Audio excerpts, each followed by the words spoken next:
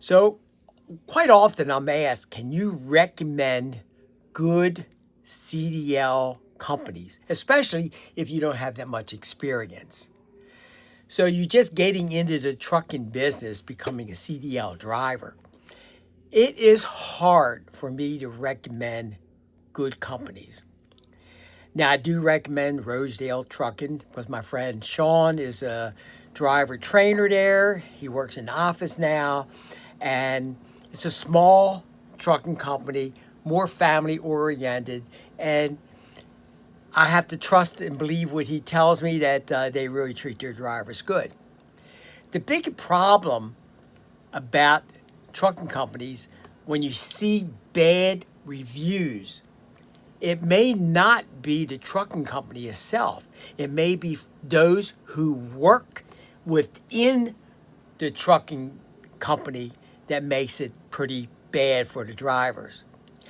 Bad dispatchers who could care less about the driver. All he knows is he's going to get this driver into an area where he has no business with a sleeper or a sleeper in a 53-foot trailer. He knows darn well, oh, last week somebody got a ticket for being in an area where there was a limit on the size of the trailer. That's why I always Googled and I looked at road maps and I go back to dispatcher and says, hey, I looked at road signs on Google and Planet Earth and it says no trailers over 40 feet. I'm not going in there.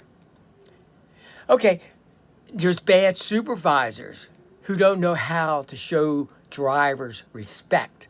The company itself might be sound and might be good, but what's giving that company bad reviews from drivers who say don't work here is the people who they hire and the people who dispatch and the supervisors who don't know how to treat their drivers properly. If you can't treat your drivers properly, you're going to get bad reviews. And it's a bad image on the trucking company.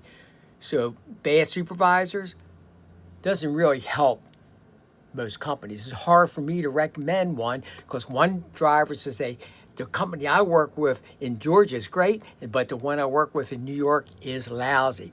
Sometimes it comes down to personnel within that particular company. See you in the next run. Be safe out there.